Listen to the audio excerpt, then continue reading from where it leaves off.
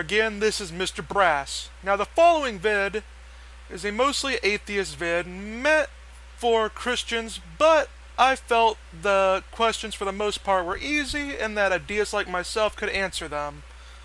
For this series, I'll be trying to take off my deist lens and try to give an honest Christian perspective. I will appeal to philosophy, theology, and scholarship in these videos, so to be able to go effectively over them. I'll also note that the reason I am doing this in a series format and not just one long video is to increase the number of vids on my channel, along with making it easier for the questioners to respond back to. If God is going to be posited for an explanation for human existence, then by what mechanisms, meaning by what activities and interactions that are organized in such a way that produced humans, did God use? And by what means could we discover those mechanisms? Couple of points. I feel you're making the assumption that God is a sort of scientific claim in which we need a scientific cause for. God is a metaphysical claim, not a scientific one, as I've pointed out in my appeal to theologian Keith Ward in a previous video. Science can influence the probability of God's existence, but concluding with something on the matter is outside its realm. Also, I believe you've committed the fallacy of a single cause by assuming there is only one type of acceptable explanation, aka through scientific mechanisms, when there is a second one, aka agent causation. Outside of scientific explanations that deal in terms of laws and initial conditions, we have personal explanations in terms of an agent and its volition.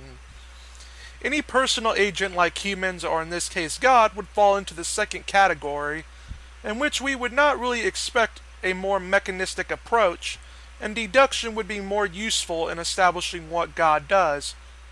Deduction is more conclusive than induction, and I'd say it is useful in things like mathematics, logic, history, and theoretical physics.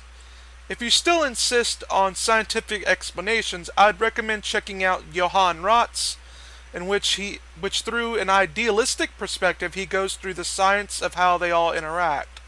Fredkin's other, Hilbert space, and quantum probability waves, along with holographic interference patterns, are just some of the things he appeals to in order to show how connected the supernatural and the natural are. Lastly, I could simply just take the agnostic approach and say I don't know how God did it. I can be quite comfortable leaving it as a mystery that needs further inquiry. Among even the most fundamentalist of Christians, there are always people who interpret some part of the Bible metaphorically.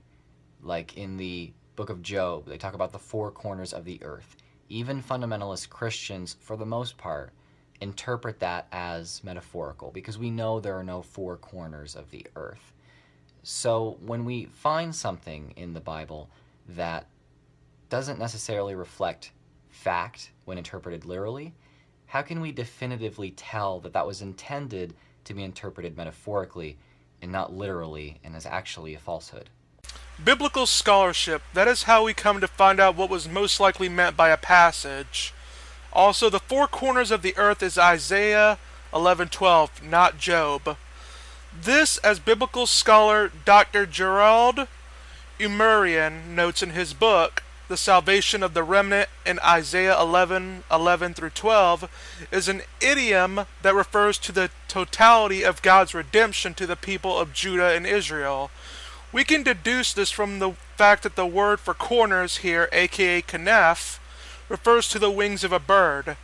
Thus, it isn't supposed to be talking about the earth's actual shape, but merely God's power over the situation. What are your reasons for not being a Hindu, Muslim, Buddhist, or follower of one of the many other non-Christian faiths? Is it because you've devoted enormous time and energy to systematically investigating and debunking all these other religions? If you haven't done this, how can you in all honesty claim that your religion is superior? And if you're only a Christian because you happen to have been born into a Christian family, or you were raised in a culture or society where Christianity is commonplace, what about all the other people who, by a twist of fate, have been raised believing one of the many other religions that God has allowed to proliferate.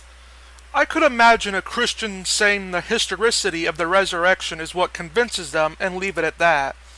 Also, debunking all of the other religions is not a requirement I'm aware of. Almost all beliefs are probabilistic, and simply saying after an investigation of religious claims that Christianity is more plausible is reasonable. I'd like to note that many religious people accept truths in other religions but disagree with them on the details. Even Paul in Acts 17:22-31 acknowledges other people believing in different gods and having their reason for that, but he didn't aim to debunk them, but rather to inform them. I myself am knowledgeable on religions, as I defend the Abrahamic religions, have subscribed to a Hindu channel, have made friends with people of diverse religious beliefs, and got books on Taoism, Shintoism, and funny enough, Scientology. I'd also like to state, if you're making the claim that because Christians came to their belief because they came from a Christian background, therefore that affects the validity of their beliefs, that is called the genetic fallacy. Why would an omnipotent, all-powerful God need a human sacrifice in order to forgive people their sins? If this being is truly capable of doing anything, has unlimited power and resources, and is all-loving, why would it require a brutal torture and killing? Why would it need a blood sacrifice and not just simply forgive people their sins, especially if it knew their motivations and could judge people according to their intentions? This has been answered by Saint Anselm of Canterbury for more than 900 years via his book Why God Became Man. This was a popular question in the Middle Ages. So to ask this makes me think you haven't really investigated into the matter. Simply put, since man was separated from God with the sins he chose of his free will to do, and God himself bridged the gap between man and himself by becoming man, Jesus' sacrifice was that of a penal substitution where sin is the debt and God is the judge. Our debt was too much for us to bear, and God, recognizing this, came down and took the form of the man and paid the debt for those who come to him. If you believe in God, the debt is paid. But if you do not, the debt goes unpaid, and it will burn you per se. Although it will more or less come down to shame, not burning in the literal sense. A variety of religions, from ancient Greek beliefs to Native American beliefs, both past and current, account for gods that have relationships with their believers and with their servants. Why do you feel like the relationship that you claim to have with Jesus Christ is somehow special or unique and somehow invalidates how all other believers feel about their gods and their connections with their gods? Your question is a non sequitur. Specialness is dictated by our feelings towards something, not by the fact that the thing is one of a kind.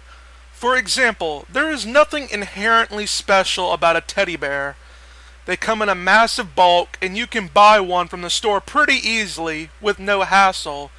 But try telling a little girl that her favorite teddy bear isn't special. Similarly, someone's relationship to God can be special in the sense that they deem it special. Also, I'd like to point out that not all religious experience is one and the same. A lot of the Eastern religions, their experience is more or less of being one with nature and so forth, while on the Abrahamic religions, with God, it is the feeling of like having a loving parent in your life. Lastly, while you didn't say it, I will add, though, that the uniqueness of something doesn't dictate the truth value of something. The idea of the universe being old and there being a multiverse is not a special idea, as there were plenty of religions and philosophers who discussed it well before our science caught up to it. In the Old Testament, God didn't like all the unrighteous people on earth. So why did God choose to get rid of all of them with a global flood? Presumably, he could have made them painlessly vanish with a silent snap of his immaterial fingers. And why, after flooding the whole earth, did God decide to hide all evidence of his act? Atheists make this sort of objection a lot, aka why didn't God do things X way, and if I were God, I would have done things this way. This assumes that a mere human mind can understand the actions of God. It's like saying a flea can understand the ideas of man.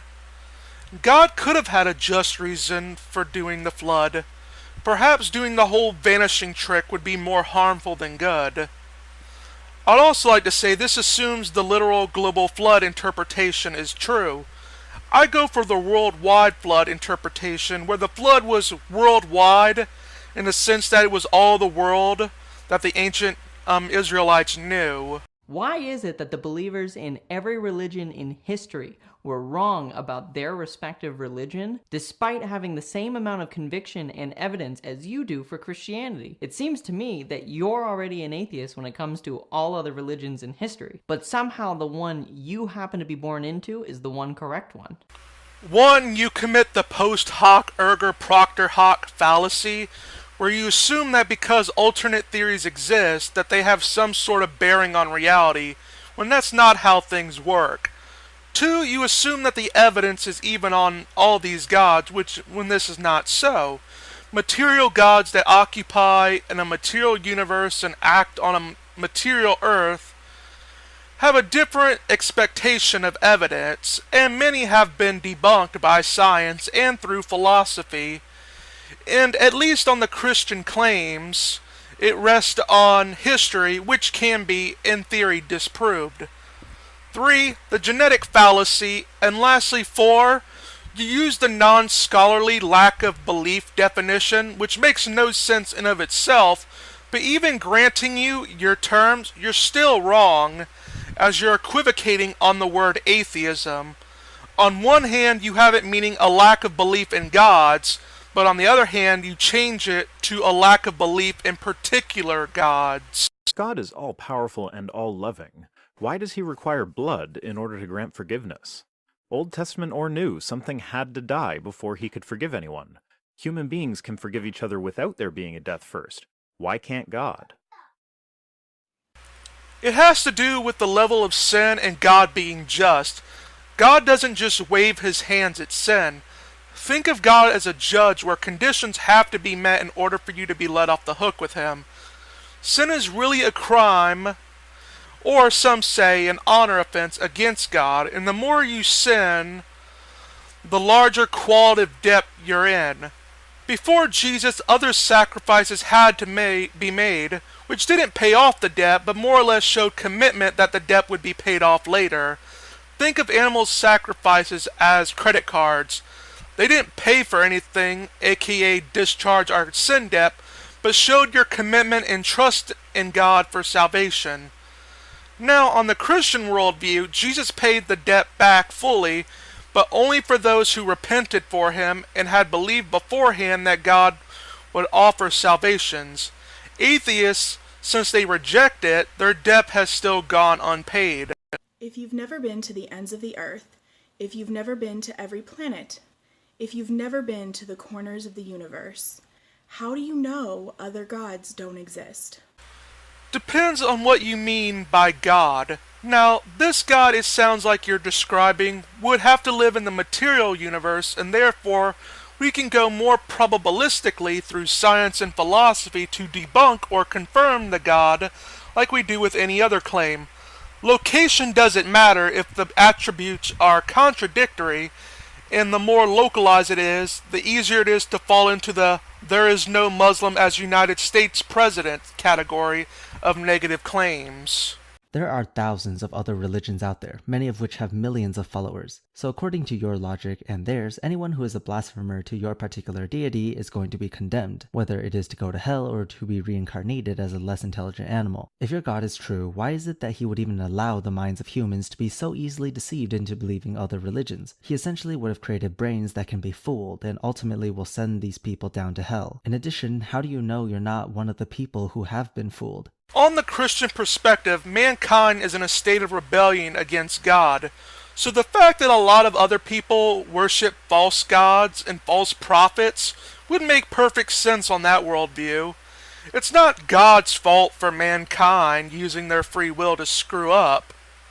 God could have also allowed this for just reasons, because it just so happens that perhaps this is the best way to make sure that a maximum number of people come to be saved by him. Truth doesn't fear curiosity, testing, or doubt, which inoculate us against charlatans and scams. But if your beliefs stand up to scrutiny, then why is doubting Thomas vilified as the bad guy for utilizing the scientific method, while the rest of the disciples are congratulated for following like blind sheep? Thomas wasn't a skeptic, but a denialist. Beforehand, he had the testimony of 11 of his closest friends to the event, seeing Jesus perform miracles, including raising Lazarus from the dead and seeing the empty tomb.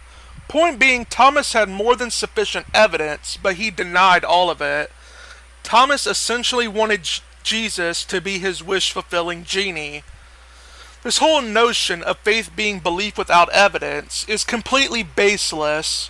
And like the renaming of atheism, it was done for propaganda and strategic reasons. Not once in the entire New Testament did the missionaries give personal testimony as evidence. Acts 10 had Luke appeal to numerous witnesses that drank with Jesus after his resurrection. And in Acts 2:22 through 36, Peter appealed to Jesus' miracles, empty tomb, and fulfillment of Old Testament prophecy. None of them simply believed in Jesus without merit.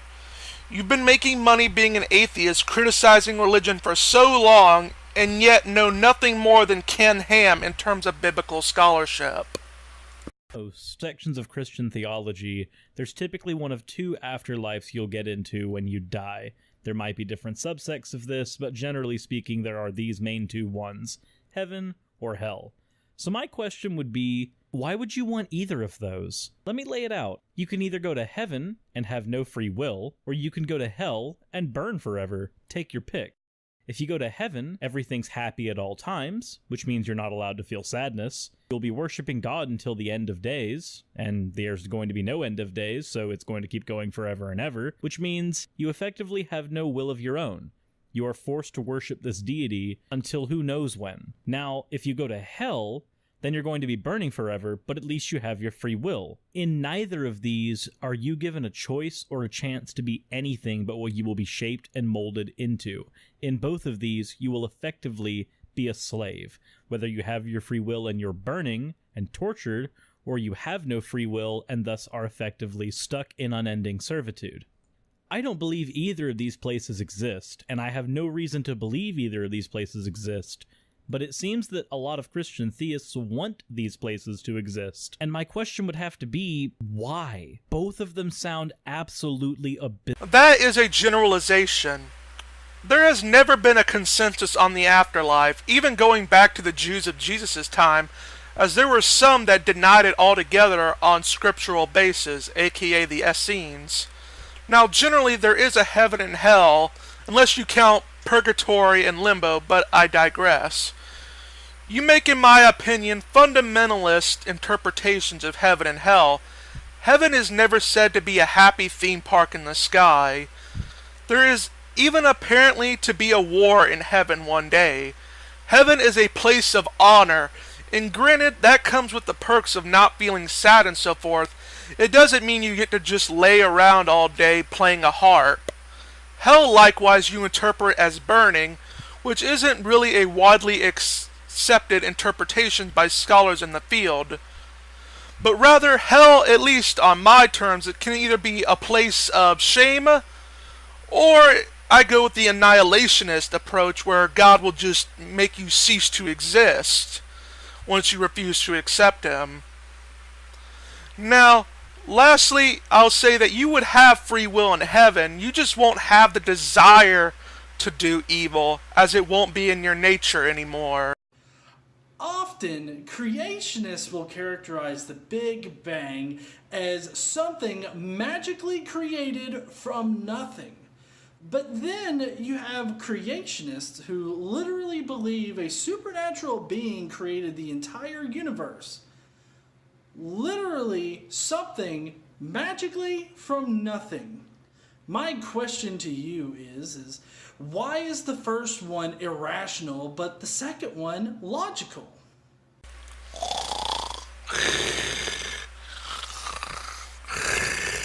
Oh, Sorry, I fell asleep and had to watch this part again. Godless Engineer is better than Horse Tranquilizer in terms of knockout power. I will say this, though, believing that something can pop into existence without a cause is worse than magic. At least when a magician saws a lady in half, you have two people, a long saw, and a box. So on that basis alone, even if you consider God magical, believing God is the efficient cause that made the universe out of nothing would still be more reasonable. Now, of course, the Bible makes a difference between magic and miracles, as exemplified from Moses and his show-off with the Pharaoh's magicians. Generally, scholars have tried to separate miracles from magic, and while there isn't a universal consensus on the matter, I can offer a summary of my personal knowledge in the literature. A miracle is an event caused by a being outside the physical realm that cannot be accounted for by the natural powers of natural substances alone and merely breaks the normal causal chains of events. Magic, however, is a power drawn on by beings within the physical realm which violate the natural order and generally rely on the being's skills. Can a person simply choose to believe in something that they are not convinced of? If not, and God created our brains to require a certain level of evidence in order to be convinced, why has He chosen to not provide that level of evidence for us? Even though we both wanted to believe. I'll answer this with a few questions. What if the level of evidence required for you to believe in God was God stripping away your free will and forcing you to believe in Him, because outside of that nothing would convince you? Would you be perfectly fine sacrificing freedom for that sort of relationship with Him? Also, don't you think it would be degrading for God to have to basically lower Himself to the level of a wish-fulfilling genie and a servant of human desires, who also has to bargain with His created creatures, who ultimately just want stuff from Him? We atheists get asked all the time what the basis of our morality is. It's as if because we don't have some holy book or we don't worship a god, we have no true way of having a moral compass. Call me crazy, but I don't think you have to have the promise of heaven to see that doing good is just good. Well, the basis for my morality is simple. I believe that doing the most good and the least harm benefits not only me, but those around me.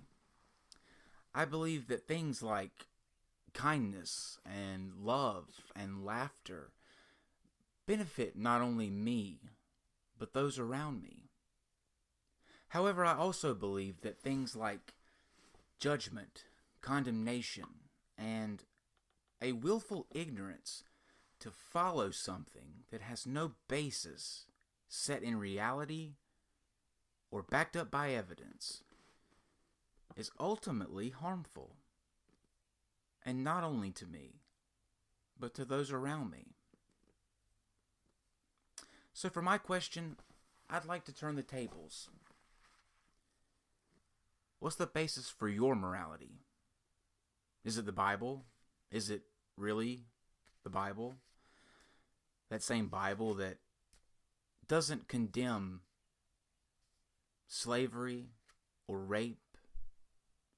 Instead, it says things like, if your daughter is raped, she should marry her attacker. Or, if you're a slave owner, and you find yourself in the situation where your slave is unruly, you are within your right to beat him within an inch of his life. So many scriptures. 66 books. Filled with thousands of pages. Hundreds of thousands of words. But not one of which says that rape or slavery is morally wrong. So what's the basis for your morality again? I got a lot of points to make here, which shows the problems in both Kyle's statements and the problem of atheism accounting for morality. The evolutionary argument against naturalism would also apply to our moral beliefs, which would make it unlikely that our moral beliefs are true. B. You identify with Sam Harris's flourishing argument when there is no reason to identify pleasure with goodness. Being an adulterer might be pleasurable for a majority of the parties involved, but we wouldn't identify that behavior as good. C. Granting the fact that you believe in the correlation of acting good and benefiting others, I wonder what your basis is for that. Plenty of people have done supposedly immoral things, believing that what they were doing is what was for best for society and was perfectly moral. What probability would you grant yourself that your version of acting good is right and all the others wrong? D. In regards to the whole judgment, condemnation, and a willful ignorance to follow something that has no basis set in reality or backed up by evidence as a harmful statement, I completely agree with you. That's why I make videos against atheists. F. I see you got your biblical scholarship from your third grade Sunday school teacher. As Daniel Snell shows in his book Life in the Ancient Near East, 3100 through 332 BCE, and L.G. Purdue in the book Families in Ancient Israel, slavery in the Old Testament times was of poverty and debt-based. Also, I'll add it was done in times of war with enemies in order to stop the enemies from fighting back against them. A History of Ancient Near Eastern Law, 2 volumes, by the way, by Raymond Westbrook, and Encyclopedia of Cultural Anthropology, 4 volumes, by David Levinson and Melvin Ember, go into the fact that ancient Near East slaves were servants and nothing like Civil War slavery. Lastly, I'll also mention that slave trading was condemned in Exodus 21:16 and 1 Timothy 1:10. This is a callback to the time they were slaves in Egypt. Did you happen to forget that Jews were constantly reminded that they used to be slaves and to be grateful for the fact that they were no longer slaves? That might be important when taking slavery into consideration, wouldn't you think? Rape would be an extension, by the way, G, rape would be an extension of the do not steal commandment. Rape would also not be as big of a concern for ancient Jews as they lived in close proximity to one another, and if someone were to get raped, they could just scream, which is made clear in Deuteronomy 22:23 through 24. The verse after that, along with the Sodom and Gomorrah episode and the punishment Lot's daughters got from raping Lot, shows God isn't a fan of rape. H. In regards to Deuteronomy 22:28 through 29, upon closer textual analysis, this wasn't about rape but seduction. If a man seduced a woman and got her to have sex with him, he'd have to get married to her. Also, even if we go with your interpretation that the fact of the matter is that back in ancient Judaism, getting married wasn't about love, and in fact, marriages were arranged. The woman here would likely want to get married to the guy because she would no longer be a virgin, thus her bride price would be lower, making it harder for her to get married and to get the support that she needs. Also, I'll add the fact of the matter is the guy is being punished because he can never divorce her, which means he is forced to give her the support she needs. I. In regards to Exodus 21:20, atheists often fail to read the following verses before it, which talks about if 2 men fought hard enough and a man beat another hard enough, he would be punished. This was a matter of establishing attentions. A rod was a disciplinary weapon used on practically anyone back then who disobeyed. Corporeal punishment was common, and it was a needed tool at the time because unlike you, Ka, with your modern conveniences, The ancient Jews had to be tough in order to survive the world, as they faced death, starvation, etc. on a regular basis. J. Even if your argument were acceptable and rape and slavery were permitted in the Bible, the fact they would be objective commands from God would make them slightly better than man's subjective and often wrong opinion. A bad basis for objective morality is still better than no basis for objective morality, which the atheist position falls into. K. Even if I grant you on a more naturalistic worldview that objective moral values and duties could exist, it still becomes hard to justify moral accountability and moral responsibility. If ultimately a serial killer and a charitable person's fate is the same, aka non-existence, why shouldn't people choose to live a completely hedonistic lifestyle? If you're sufficiently powerful and have a deal of wealth or are smart enough, you can do pretty much whatever you want in this life and never have to worry about the consequences. Also, it would be hard to justify free will in a purely physical universe, and without free will, you can't have moral responsibility, as you can't be held accountable for an action you have no control over. Overall, these are just all the problems that I went over with you. Purely, I am a nihilist, so I do not believe in objective morality.